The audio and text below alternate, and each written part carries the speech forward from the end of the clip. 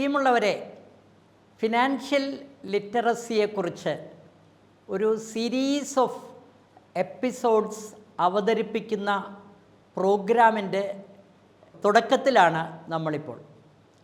എല്ലാവർക്കും അറിയാം, സാമ്പത്തിക മേഖലയിൽ വിപ്ലവാത്മകമായ മാറ്റങ്ങൾ വന്നുകൊണ്ടിരിക്കുന്ന ഒരു കാലമാണിത്. ഗ്ലോബലൈസേഷൻ എന്നൊക്കെ പറയുന്നത് യഥാർത്ഥത്തിൽ സാമ്പത്തിക മേഖലയിലാണ് അത് നടക്കുന്നത്. അപ്പോൾ അതുമായി ബന്ധപ്പെട്ടാണ് സമസ്ത മേഖലകളിലും മാറ്റങ്ങളുമെല്ലാം വന്നിട്ടുള്ളത്. നമ്മൾ ഒന്ന് പരിശോധിച്ചാൽ തീരപ്രദേശത്ത് ശരിക്കും പാവപ്പെട്ട മത്സ്യത്തൊഴിലാളികൾ എന്ന ഒരു സംജ്ഞ അല്ലെങ്കിൽ ഒരു പ്രയോഗം നമ്മുടെയൊക്കെ ജീവിതത്തിലുണ്ട്. യഥാർത്ഥത്തിൽ മത്സ്യത്തൊഴിലാളികൾ പാവപ്പെട്ടവരാണോ? ശരിക്കും പരിശോധിച്ചാൽ മത്സ്യത്തൊഴിലാളികൾ പാവപ്പെട്ടവരല്ല. കാരണം അവർക്ക് വലിയ സമ്പത്തുണ്ട്. ഈ കടൽ അവരുടേതാണ്, ആകാശം അവരുടേതാണ്, മണ്ണ് അവരുടേതാണ്, എല്ലാം അവരുടേതാണ്. പക്ഷേ അതെങ്ങനെ പ്രയോജനപ്പെടുത്തണമെന്ന് അറിഞ്ഞാൽ അവർക്ക് മറ്റാരേക്കാളും വളരെ വേഗത്തിൽ വളരാൻ പറ്റും. അതറിയാത്തത് കൊണ്ടുള്ള ചില പരാധീനതകളാണ് പലപ്പോഴും ഉള്ളത്. ഞാനൊരു 1-2 ഉദാഹരണങ്ങൾ പറയാം. ഈ കടൽ തീരത്ത് ഒരുപാട് പേര് ഒരുമിച്ചാണ് മീൻ പിടിക്കുന്നത്. 12 പേര്, 16 പേര്, 18 പേര്, 28 പേര്, ഇങ്ങനെയൊക്കെയുള്ള കൂട്ടമായി മീൻ പിടിക്കുന്ന ഒരു സമ്പ്രദായമാണുള്ളത്. ഈ സമ്പ്രദായത്തിൽ അവർ ഒരുമിച്ച് വരുമ്പോഴുണ്ടാകുന്ന വലിയ നേട്ടമാണ് ഉണ്ടാകുന്നത്.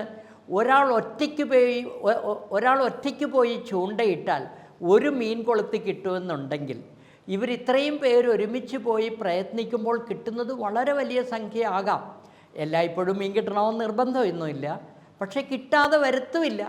അതുകൊണ്ടാണ് 100 ദിവസം പോയിട്ടും മീൻ കിട്ടിയില്ലെങ്കിലും 101ാമത്തെ ദിവസം മീൻപിടുത്തക്കാരൻ മീൻ പിടിക്കാൻ പോകും. പ്രതീക്ഷ കടൽ കൊടുക്കുന്നുണ്ട്. അപ്പോൾ അങ്ങനെ കിട്ടുന്ന സമ്പത്ത് ഇവരെപ്രകാരം ഉപയോഗിക്കുന്നു എന്നുള്ളതാണ് ഒരു പ്രശ്നം. അത് ശരിക്കും അതുപോലെ തന്നെ യഥാർത്ഥത്തിൽ ബാങ്കിങ് സമ്പ്രദായം, ഈ കിട്ടുന്ന പണം സ്വരൂപിക്കുന്നതുമായി ബന്ധപ്പെട്ട് ഇപ്പോൾ തന്നെ ഒന്ന് ആലോചിച്ചാൽ, പണ്ട് കാലത്ത് പണം സ്വരൂപിക്കുന്നതിന് മീൻപിടുത്തക്കാർ ചെയ്തിരുന്നത് സ്വർണം വാങ്ങിക്കുകയാണ്. സ്വർണം വാങ്ങിച്ച് ഭാര്യയ്ക്കും മക്കൾക്കും കൊടുക്കും. പട്ടിണിയാകുമ്പോഴത്തേനും അതുകൊണ്ട് നിന്ന് വിൽക്കുകയോ പണയം വെക്കുകയോ ചെയ്യും. എന്നിട്ട് പിന്നീട് വീണ്ടും വാങ്ങിക്കും. ഇതൊക്കെയാണ് ചെയ്തിരുന്നത്. ഇപ്പോഴാകട്ടെ എല്ലാവർക്കും പാസ്ബുക്കുണ്ട്, എല്ലാവർക്കും ബാങ്ക് അക്കൗണ്ടുണ്ട്. അപ്പോൾ എല്ലാവരും അത് കൈകാര്യം ചെയ്യാൻ പഠിച്ചു കഴിഞ്ഞു. ഇനി ബാങ്ക് ട്രാൻസാക്ഷൻ തന്നെ എങ്ങനെ അവർക്ക് പ്രയോജനപ്പെടുത്താൻ പറ്റും? ചിലപ്പോൾ ധാരാളം മീൻ കിട്ടും, ചിലപ്പോൾ ഒന്നും കിട്ടില്ല. അപ്പോൾ ഈ ഒരു സാഹചര്യത്തിൽ ബാങ്കിൻ്റെ ഒരു ട്രാൻസാക്ഷൻ സംവിധാനം എങ്ങനെ പ്രയോജനപ്പെടുത്താമെന്ന് ആളുകൾ അറിയണ്ടേ? അതേപോലെ നമുക്കൊരുപാട് ലോൺ സംവിധാനങ്ങളുണ്ട്. അങ്ങനെയൊക്കെയുള്ള ഒരുപാട് പിന്നാക്ക കോർപ്പറേഷനിൽ നിന്നൊക്കെ ലോൺ കിട്ടും. പലയിടത്തു നിന്നുമൊക്കെ കടൽ തീരത്തുള്ളവർക്ക് എന്തെങ്കിലും പുതിയ സംരംഭങ്ങൾ തുടങ്ങാനും ലോണൊക്കെ കിട്ടും. ഈ ലോൺ എടുത്തിട്ട് അവസാനം എല്ലാവരും കടക്കെണിയിലാകുന്നതിന് പകരം ഇതെങ്ങനെയാണ് ഈ ലോൺ എടുക്കേണ്ടതെന്നും എങ്ങനെ തിരിച്ചടക്കണമെന്നും അതിൻ്റെ രീതികളും ഒക്കെ അറിയേണ്ടതുണ്ട്. ഞാൻ പറഞ്ഞു വന്നത്, സാമ്പത്തിക മേഖലയെക്കുറിച്ച് തീരദേശത്തിന് കൂടുതലായിട്ടുള്ള തിരിച്ചറിവുകൾ ഉണ്ടാകേണ്ടതുണ്ട്.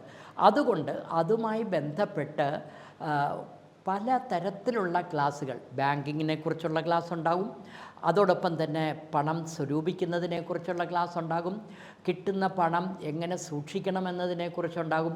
ഇപ്പോഴാണെങ്കിൽ ക്യാഷ്ലെസ് ട്രാൻസാക്ഷനാണ്, അതെങ്ങനെയൊക്കെയാണ്, ഡിജിറ്റൽ ട്രാൻസാക്ഷൻ എങ്ങനെയായിരിക്കണം, ഇങ്ങനെയുള്ള നിരവധിയായ ക്ലാസ്സുകൾ ബാങ്ക് മാനേജേഴ്സും ബാങ്കിൽ നിന്ന് റിട്ടയർ ചെയ്ത ഓഫീസേഴ്സും പലരും ഇവിടെ വന്നിട്ട് ക്ലാസ് എടുക്കുന്നതിൻ്റെ തുടർച്ചയായ പ്രക്ഷേപണം ഞങ്ങൾ ആരംഭിക്കുകയാണ്. ഇത് തീർച്ചയായിട്ടും തീരദേശവാസികൾക്ക് അങ്ങേയറ്റം ഗുണം ചെയ്യും എന്ന് തന്നെ ഞങ്ങൾ വിശ്വസിക്കുന്നു. സ്വീകരിക്കുക. Thank you.